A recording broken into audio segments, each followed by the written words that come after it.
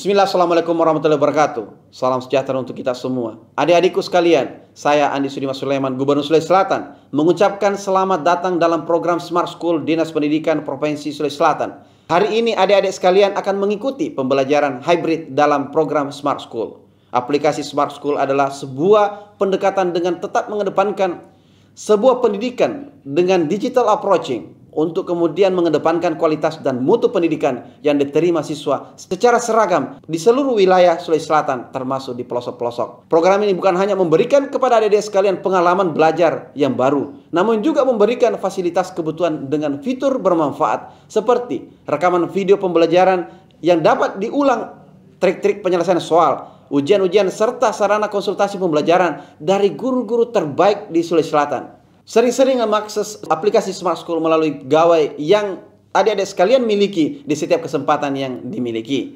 Untuk seluruh adik-adikku sekalian yang saya cintai, saya banggakan, selamat belajar dan semoga ilmu yang didapatkan bermanfaat untuk menambah pengetahuan pendidikan adik-adik sekalian. Salam kita pada salam. Assalamualaikum warahmatullahi wabarakatuh. Salam sejahtera untuk kita semua.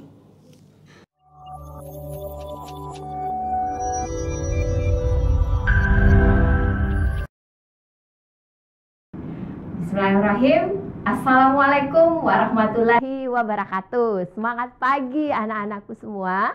Kembali dalam program Smart School, generasi Smart School berkarakter cerdas Ki, bersama Ibu Rusnila Warni dari SMA Negeri 16 Bone.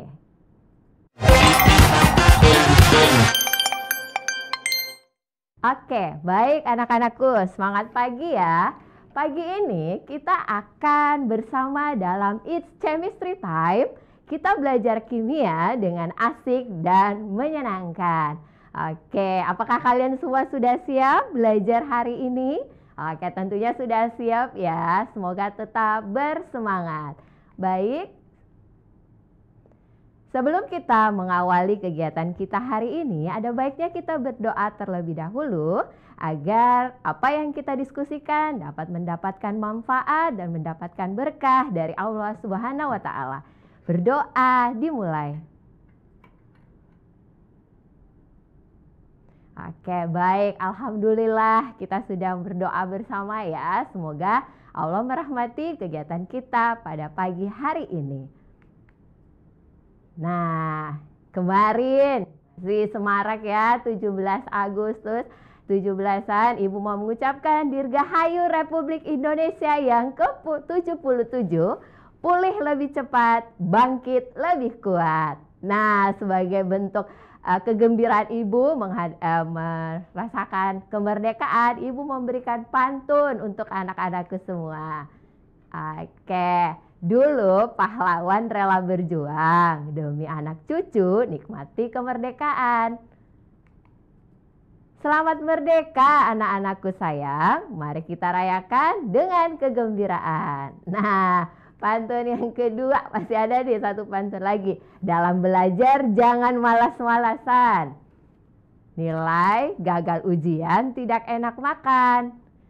Generasi smart cantik dan tampan. Mari kita isi kemerdekaan. Mari belajar dengan giat untuk mengisi kemerdekaan. Bagaimana nih pantun dari Ibu? Oke, semoga menambah semangat kalian pagi ini ya. Jadi orang kimia juga bisa pantun loh, bukan cuma tahu rumus-rumus saja ya. Oke, baik. Nah, anak-anakku semua, pagi ini masih dalam rangkaian materi sifat koligatif larutan. Kita akan mendiskusikan tentang diagram PT. Apa sih itu diagram PT atau sering juga kita dengar sebagai diagram fase? Nah, tujuan pembelajaran kita pagi ini, kita mau menganalisis sifat koligatif larutan menggunakan diagram PT. Nah, nanti kita lihat apa sih kaitannya antara sifat koligatif larutan dengan diagram PT, kemudian bagaimana kita menganalisis diagram PT ini sehingga kita bisa memanfaatkan sifat-sifat koligatif larutan. Oke, nah, ayo masih ingatkah kalian apa-apa saja itu sifat koligatif larutan? Ayo, siapa yang mau sebutkan anak-anakku? Boleh disebutkan. Apa tuh sifat koligatif larutan? Yang pertama apa? Oke, good. Apa? Penurunan tekanan uap. Yang kedua apa? Kenaikan titik didih. Lalu yang ketiga, penurunan titik beku. Dan yang terakhir apa? Tekanan osmotik. Pastinya semua sudah tahu kan? Karena beberapa kali pertemuan kimia ini pasti Bapak Ibu guru sudah banyak menjelaskan ya di sekolah kalian tentang sifat koligatif larutan. Bahkan mungkin kalian sudah menyelesaikan berapa soal-soal yang terkait dengan sifat koligatif larutan. Nah, sekarang Ibu mau memperlihatkan beberapa aplikasi dari sifat koligatif larutan. Nah, ini yang pertama apa? Yang terkait dengan tekanan uap. Nah, ini yang terkait dengan tekanan uap. Wah, gambarnya asik sekali ya. Bapak ini bule ini kira-kira ini di mana ya? Dari artikel yang Ibu ambil, gambar ini menunjukkan bahwa seseorang sedang berada di laut mati.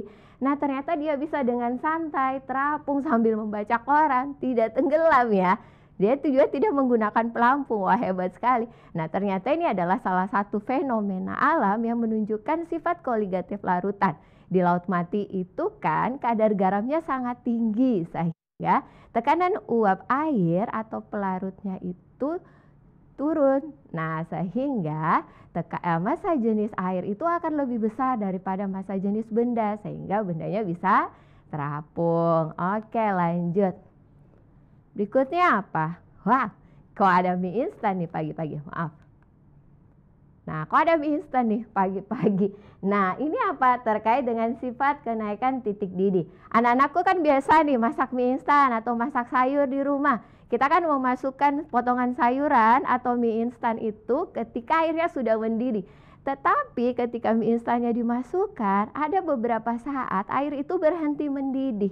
Nah, itu artinya itu mengalami kenaikan titik didih karena adanya penambahan zat. Wah, Ibu jadi lapar nih pagi-pagi lihat mie instan. Oke, jangan kabur ke kantin ya. Nah, lanjut, apalagi aplikasinya? Wow, seru lagi nih.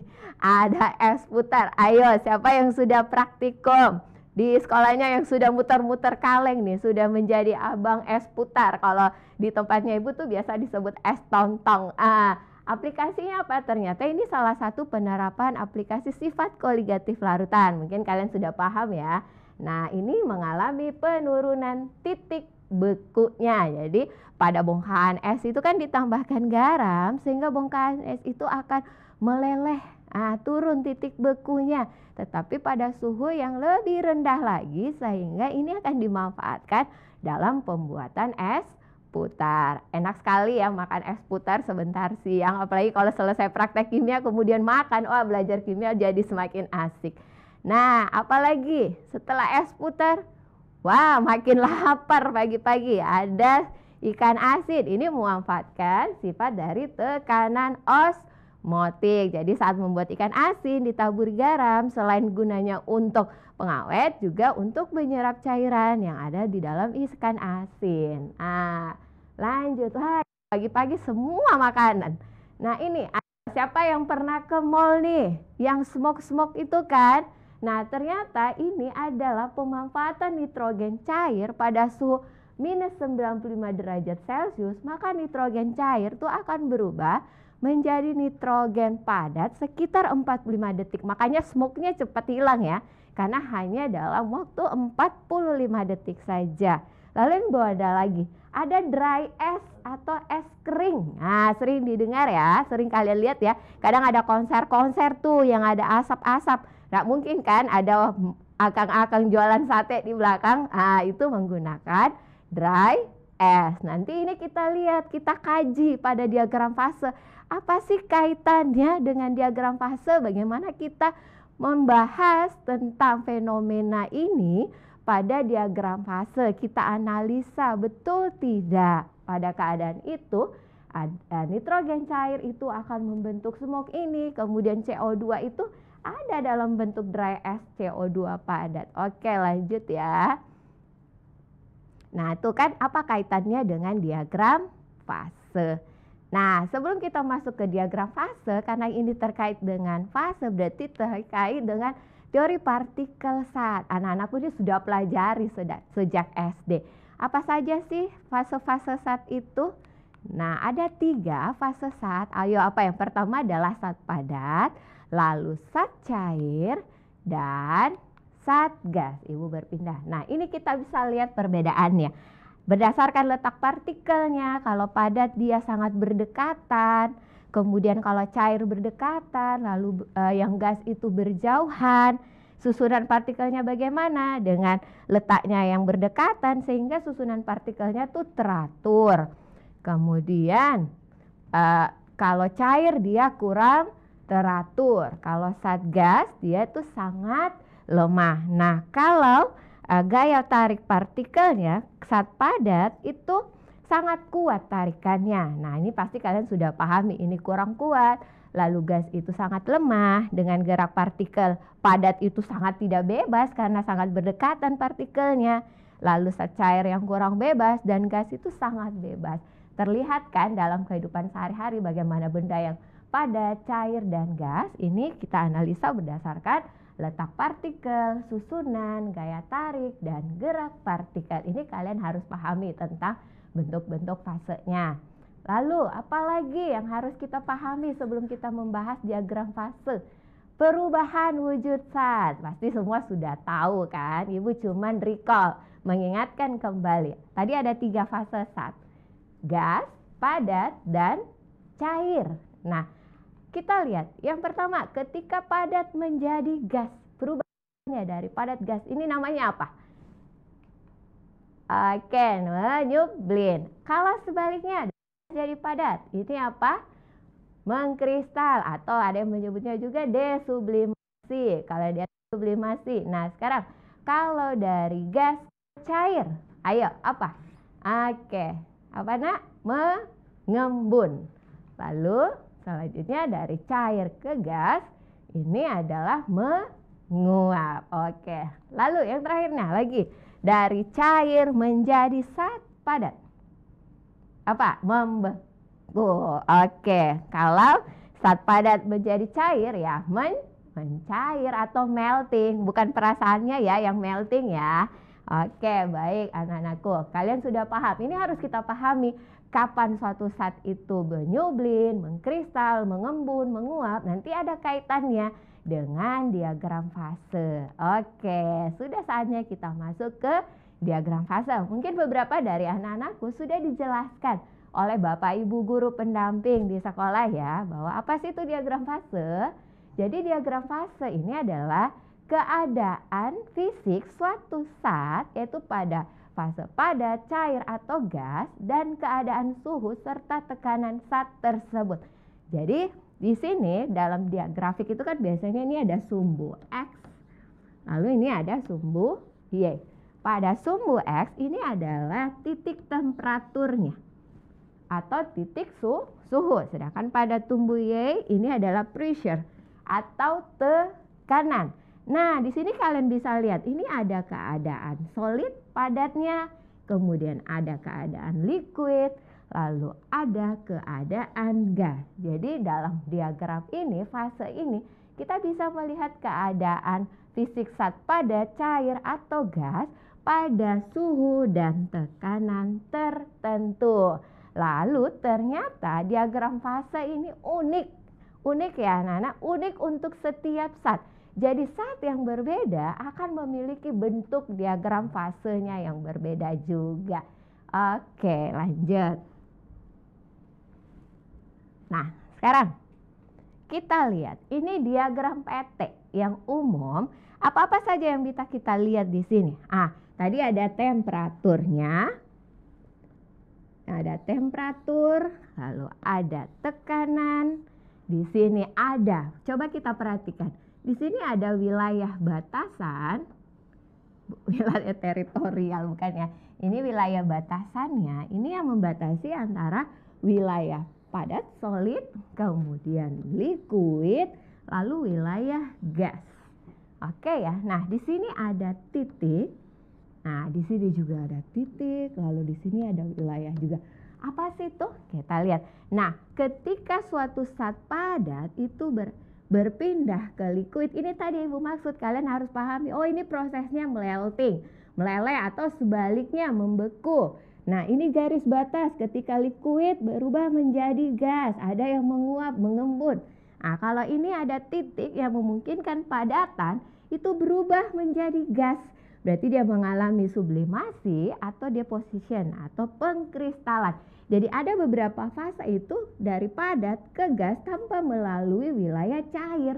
Tidak mencair tapi justru langsung membentuk gasnya. Nah, ada yang 3 hal yang harus kalian perhatikan juga dalam diagram fase ini. Nah, yang pertama ada namanya triple point. Nah, ini triple point.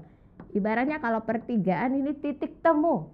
Jadi titik triple point itu adalah titik suhu dan tekanan yang menunjukkan suatu zat berada pada fase cair, padat, cair, gas dalam kondisi yang bersamaan. Jadi istilahnya dia mengalami fase kesetimbangan di sini, titik pertemuannya. Nah, anak-anakku bisa lihat ini nilai I. Oke ya. Titik triple point, titik kesetimbangan pada fase padat, cair, dan gas. Lalu apa lagi? Nah, di sana itu ini ada critical point. Apalagi nih critical point? Jadi kita bisa berbicara bersama bahwa critical point atau disebut juga endpoint itu titik suhu dan tekanan yang menunjukkan suatu zat berada pada gabungan fase cair dan gas atau disebut sebagai single fase tanpa bisa dibedakan. Jadi pada titik ini, pada suhu dan tekanan pada titik critical point, gas dan cair itu berada pada single fase tanpa bisa dibedakan. Nah, lalu sini ada wilayah yang abu-abu ini. Ini apa ini? Ini adalah supercritical fluida. Titik di luar titik kritis berarti ini kan kritisnya. Di luarnya itu ada namanya supercritical. Di sini titik ini adalah kombinasi suhu dan tekanan yang menciptakan fluida yang superkritis. Jadi, nah ini superkritis nih karena sudah di atas kritis. Jadi kalau anak-anakku sudah sangat kritis berarti sudah berada pada fase superkritis. Pasti apa sih? Apa sih manfaatnya? Pasti ada nih.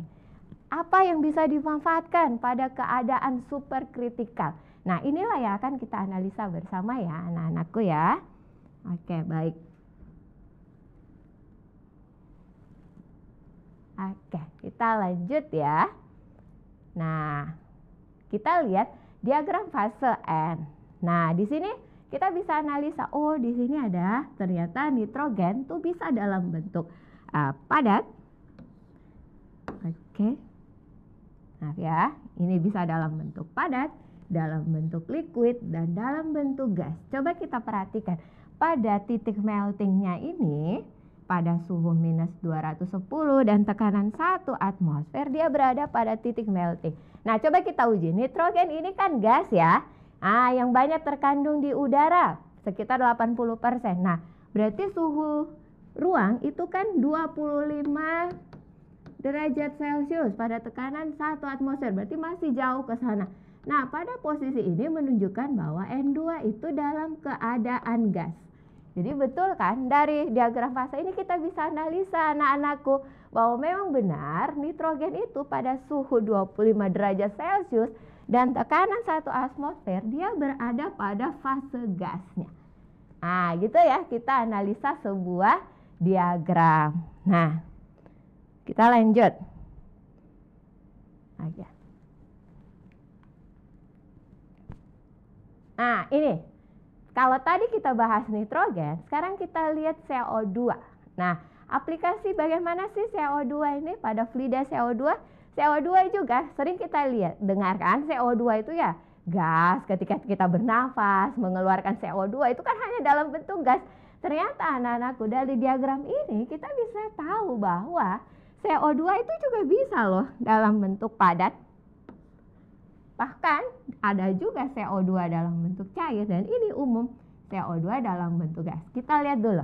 dalam suhu ruang, tekanan 1 atmosfer berarti sekitaran di sini ya. Di bawah sini kita tarik garis 25 ya, sekitaran inilah. Ini 30 berarti ini 25 derajat Celcius. CO2 itu dalam keadaan apa, Nana? Dia dalam keadaan gas. Nah, lalu coba kalian lihat pada suhu di atas ini sekitar 30,98 derajat Celcius dan 72,79 atmosfer itu CO2 dalam keadaan fluida. Ini yang Ibu tadi bilang, apa sih fungsi superkritikal? Ternyata ketika CO2 mencapai titik superkritikal, CO2 ini justru bisa dimanfaatkan sebagai pelarut tekanan tinggi pada ekstraksi minyak kelapa sawit. Ini yang kemarin heboh, mahal-mahal ya, mamanya sampai cari jauh-jauh. Nah, pada minyak kelapa sawit itu ada beta karotin. Ini yang makanya dia diekstraksi menggunakan fluida CO2, anak-anakku. Jadi para ilmuwan itu menaikkan. Ini berarti tekanannya dinaikkan. Oke, sekitar ini.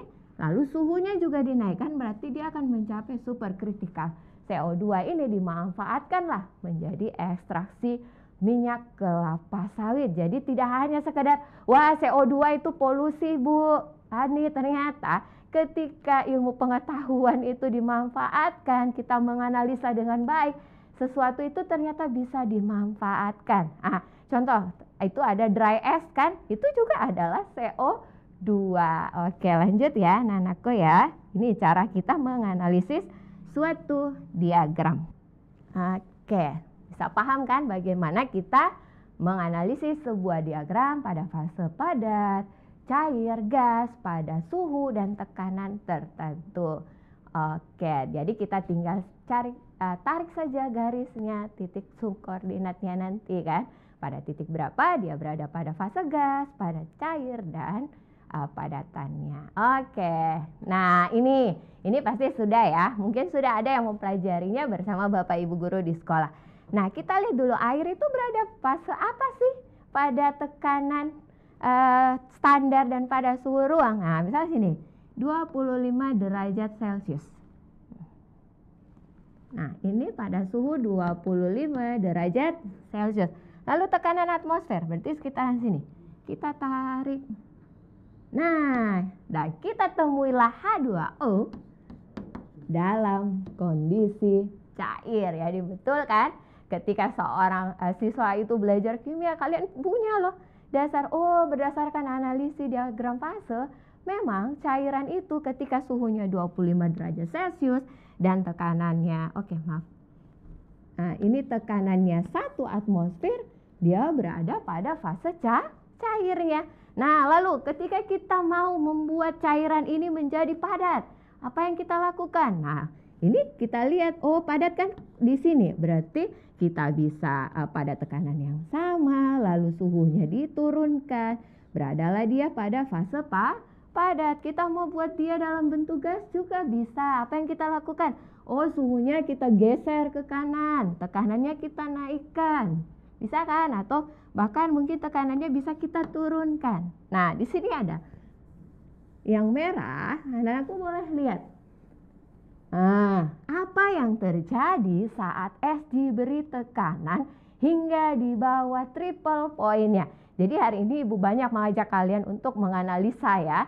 Nah, triple point. Mana sih titik triple point? Mana titik pertemuannya? Nah, ini ya. Oke. Apa sih yang terjadi ketika tekanannya di bawah? Berarti ini kan, ini. Diturunkan. Sangat kecil tekanannya. Ngapa di sini? Nah, kemudian kita tarik loh ke kanan. Pada suhu 0 seterusnya. Ngapa di sini? Wah, ternyata kita menemukan ais yang padat itu berubah menjadi gas. Selama ini kan kita lihat es itu mencair kan melalui fase itu dulu kan. Padat, kemudian dia meleleh, membentuk cairan, mungkin kita panaskan, dia akan menguap, atau nanti lama-kelamaan habis. Ternyata ada keadaan es itu bisa loh langsung diubah menjadi gas. Jadi simsalabim diturunkan tekanannya, suhunya dinaikkan, es itu hilang langsung membentuk gas. Semuanya mungkin ya. Oke. Nah, Ibu jadi ingat pesulap merah bahwa sesuatu semua bisa diilmiahkan. Oke, lanjut. Jadi paham ya, ketika kita menganalisis diagram fase, kita mengaitkan antara tekanan dan suhu. Apa yang terjadi? Oke, lanjut. Nah, anak-anakku, oke, ini pasti sudah lihat ya 2 pekan terakhir selama belajar kimia, mungkin kalian sudah berdiskusi bersama dengan Bapak Ibu guru di sekolah bagaimana sih hubungan diagram PT dengan sifat koligatif larutan. Nah, sekarang sini Ibu ya. Kelihatan? Nah, ini ada kenaikan titik didih. Ini sudah dijelaskan oleh rekan Ibu pekan kemarin bagaimana kita melihat kenaikan titik didih berdasarkan diagram fase, nilai delta TB-nya dikurang TB dikurang dengan TB0. Nah, ini delta TB dari TB dikurang TB0 atau penurunan titik beku didapatkan dari nilai delta TF di mana TF0 dikurang dengan TF. Nah, bagaimana kita lihat dia pada diagram fase? Kita lihat dulu pada diagram fase sifat koligatif larutan. Di sini akan terlihat 2 garis kan? Ada garis yang hitam ini di bagian dalam. Ibu buat dia merah ya, supaya, maaf. Oke. Nah, ini ada wilayah ini. Ini wilayahnya apa? Ada yang mau jawab enggak? Ayo, wilayah apa? Ada yang mau jawab? Oke, jadi ini wilayah apa? Nah, ini wilayah pelarut. Oke, kemudian garis yang biru ini dia wilayah apa? Larutan. Dari sini kita bisa buktikan bahwa ketika kalian menguji rumus-rumus, mengerjakan rumus, oh Bu, titik beku itu pada larutan lebih tinggi daripada titik beku, titik beku larutan itu lebih rendah dibandingkan dengan titik didih pelarut. Maksudnya, kan kemarin misalkan sudah praktek, sudah diukur dengan termometer, lebih kuat lagi jawabannya. Kita bisa lihat pada diagram fase. Begitu juga dengan titik didih tadi Ibu kasih contoh tuh ketika memasak. Nah, ketika ditambahkan zat maka titik didih naik. Nah, kalian lihat di sini. Tadi apa? Pada tekanan 1 atmosfer kita bisa tarik garis ke kanan. Di sini ada titik. Ada 2 titik. Kita dekatkan tarik ke bawah dengan suhu. Berarti ini kan pelarut. Berarti TB pelarut. Berarti TB mula-mula. TB nolnya. Dan ini adalah TB. Di sini kelihatan kan bahwa TB nilainya lebih besar daripada TB 0. Maka didapatlah perhitungan delta TB. TB dikurang TB 0. Kelihatan kan? Terbukti dari grafik ya. Setelah kita analisa bahwa nilai TB itu lebih besar daripada nilai TB 0. Lalu bagaimana dengan penurunan titik beku? Nah, anak-anakku bisa lihat. Ibu pindah lagi ya. Ini untuk nilai delta TF. Nah, kita lihat lagi. Pada tekanan ini kita lihat ini adalah fase padat. Nah, kalau tadi ini kan dia membentuk gas ya, dari liquid ke gas. Sekarang dari liquid menjadi padat. Nah, di sini kita lihat ketika pada tekanan 1 atmosfer ini kita tarik ke bawah. Nah, ini adalah nilai delta apa? Ayo, delta apa? Delta TF0 atau titik beku pelarut. Ya, titik beku pelarut. Nah, ini apa nih tadi yang biru? Ini adalah TF0-nya, titik beku pelarut. Lalu ini apa? Ini adalah TF, titik beku larutan. Berarti dia mengalami penurunan. Oke. Paham ya sekarang ya bagaimana kita menganalisis suatu diagram PT terkait dengan sifat koligatif larutannya. Oke, lanjut ya. Nah, kembali kita mau nih kasus lagi nih. Sering kan? Ayo, siapa yang biasa nonton konser? Ada tuh asap-asap kan yang keluar ya. Kalau nonton konser, bagaimana sih fungsi dry ice ini? Apakah ketika selesai asap-asap itu di atas panggung tuh jadi becek? Karena dry ice-nya itu meleleh. Nah, ternyata kita bisa lihat, kita sandingkan antara grafik CO2 dengan H2O. Kita lihat dulu. Air H2O ini dalam keadaan standar, berarti suhunya 25, ini 30. Oke, maaf ya. Nah, ini berarti sekitar 20 inilah, 25 derajat Celcius. Lalu pada tekanan 1 atmosfer. Ayo, air berada pada keadaan apa, Nak? Nah, ini kita lihat. Dia keadaan cair. Jadi misal pada tekanan 1 atmosfer suhunya 0 derajat. Masih tekanan yang sama, suhunya dinaikkan. Berarti ada proses di mana padatan itu berubah menjadi cair.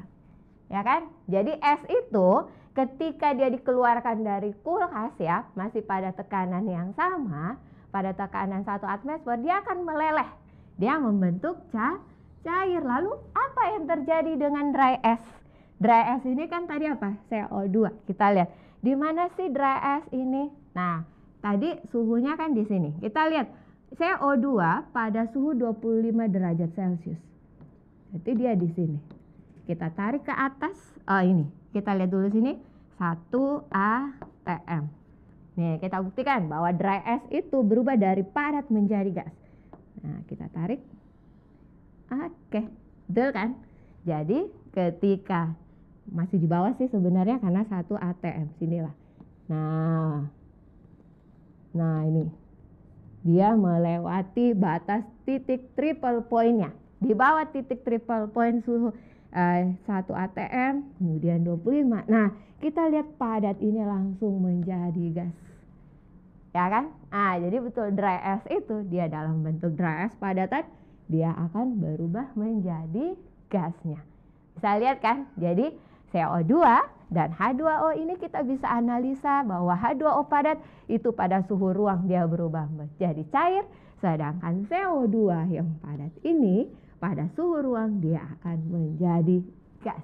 Jadi kalian betul-betul nih sudah bisa menganalisa perpindahan suatu zat atau larutan tuh dari padat bagaimana dia berubah menjadi cair, atau misalkan dari padat dia berubah menjadi gas dari diagram fase. Jadi tidak lagi kalian berpikir, wah dry ice itu berarti ada sesuatu tuh, tiba-tiba dia berasap, hilang.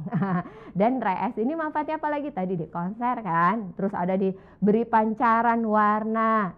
Jadi cantik tampilan panggungnya, bisa kadang bisa berwarna biru, berwarna merah. Itulah pemanfaatan dari CO2. Jadi ternyata CO2 ini bukan cuma sebagai polusi udara, ketika dia dimanfaatkan dengan baik, maka dia akan berubah dari padat menjadi gas. Nah, masih ada 5 menit terakhir. Pada gambar diagram PT berikut garis didih pelarut. Pelarut yang mana? Nah, pelarut ini kan yang di bagian dalam ya. Ini pelarut. Kalau garis didih berarti dia cair gas ini. Nah, ini pelarut, yang ini larutan. Lalu apa? Garis beku. Kalau beku itu berarti cair ke padat. Berarti ini untuk pelarutnya dan yang ini untuk larutannya. Titik triple berarti titik pertemuan. Nah, sinilah mereka bertemu. Titik ketemuannya. I dan J. Kayak gitu ya, kita lihat ya. Jadi kalian perhatikan. Jadi makanya Ibu tadi sampaikan di awal, sangat penting anak-anakku untuk mengingat dengan baik bagaimana proses perubahan fase. Kapan dia mendidih, kapan dia membeku, kemudian misalkan kapan dia mengalami sublimasi. Oke, lanjut. Nah, ini perhatikan diagram PT. Pertanyaan yang betul. Kita lihat. Pertama, garis BA merupakan garis beku. Ini kalau membeku kan cair ke padat ini. Betul ya? Nah, berarti BA ini proses dari cair padat. Inilah garis beku pelarut. Betul kan, ini pelarut ya? Oke, bisa. Nah, garis BE. BE. Nih. Berarti ini terkait ke sini. Ini apa tadi di sini? Pressure-nya. Tekanan. Apa? Nah, merupakan penurunan. Ini kan turun ya. Nah, tekanan uap. Minta pertanyaan jawabannya. 2 aja, kita sudah ketemu 2 yang betul. Kita lihat dulu tes. Jadi kalau ngerjain soal gitu, kita analisa, kemudian kalau perhatikan soalnya, ini kan ada 2, berarti hanya 2 yang betul. Kita sudah menemukan 2 yang betul, ya udah. Berarti inilah jawaban 2 yang betul itu. Tapi kita tes. Yang ketiga, garis EF merupakan garis didih pelarut EF. Ini yang putus-putus ketemunya. Ini kan larutan. Nah, kan di sini pelarut sudah. Jadi udah ya, nah ya, nggak usah tambah pusing lagi. Kita kan hanya diminta untuk mencari 2 jawaban yang benar. Boleh seperti itu ketika kita menyelesaikan soal, apalagi kita dibatasi dengan waktu. Jadi analisa baik-baik soalnya dan perhatikan apa yang diinginkan. Penyelesaian jawabannya apa. Oke. Nah, sudah mulai nih. Nah, ini ada diagram fase. Lalu suatu es bersuhu minus 25 pada tekanan 1 atmosfer. Bagaimana? Ini tadi sudah. Bahkan ada yang bertanya, Bu, bagaimana gas itu jadi padat? Nah, silakan kalian berdiskusi dengan temannya di sekolah. Bisa berdiskusi juga dengan Bapak Ibu guru di sekolah. Bagaimana sih supaya pada suhu minus 25 ini, pada suhu, mana sih? Maaf ya. Oke, pada suhu minus 25 dan tekanan 1 atmosfer, kita mau mengubahnya menjadi es dicairkan. Berarti dari padat menjadi gas. Silakan kalian analisa apa yang harus dilakukan nih supaya yang padat ini, ini dia mencair. Kalau suhu 25 ini tunjukkan 25, berarti kan di sini ya minus 25 dan 1 atm di sini. Nah, kira-kira perlakuan apa nih yang harus kita lakukan supaya dia mencair? Lalu apa yang harus kita lakukan supaya dia menyublin? Nah, ini silakan kalian diskusikan nanti bersama dengan teman-temannya di sekolah, bisa berdiskusi. Nanti juga Ibu berikan link, kalian boleh mengirimkan jawaban untuk meng-cross check jawaban kalian pada link itu ya. Tapi Ibu nggak langsung berikan jawabannya supaya kalian mau berdiskusi dan menganalisis supaya anak-anakku semuanya bisa paham, supaya kalian makin mengasah kemampuan berpikir kritisnya. Oke. Nah, nih ada 2 nih bahan diskusi. Kalau tadi H2O, sekarang fase CO2. Ada 4 nih, silakan anak-anakku analisa pada suhu kamar apa wujud CO2. Nah, Ibu tunjukkan aja dulu sedikit sebelum Ibu closing. Nah, ini berarti dia di sini kan 25 derajat Celcius. Pada suhu kamar berarti harus pada 1 atmosfer. Ini bocoran nih. Nah, ini. Berarti dia berada fase gas. Silahkan anak-anak aku lanjutkan menganalisisnya di rumah. Nah, ini nih linknya. Silakan. Jadi bit.ly SF garis datar diagram garis datar PT. Nanti silakan anak-anakku kirimkan hasil diskusinya pada link ini atau boleh di scan barcode. Nanti kalian setelah menganalisis kita lihat bagaimana hasil analisis anakku. Oke. Nah, udah terasa kita sudah di akhir sesi. Diskusi kita asik sekali karena terkait dengan sesuatu yang dekat dengan aplikasi kehidupan sehari-hari. Ada ikan kering, ada es krim. Bahkan tadi ada ice dry. Jadi senang sekali bisa bertemu dengan anak-anakku semua dalam program Smart School. Semoga program ini semakin meningkatkan motivasi belajar kalian. Mohon maaf jika ada hal yang salah yang Ibu sampaikan, karena sesungguhnya kesempurnaan itu hanya milik Allah Subhanahu wa Ta'ala dan segala kekurangan datangnya dari Ibu. Sampai jumpa di pertemuan selanjutnya. Salam generasi Smart School, generasi Smart School berkarakter cerdas. Wabillahi taufiq wal hidayah. Wassalamualaikum warahmatullahi wabarakatuh. Sampai jumpa. Terima kasih.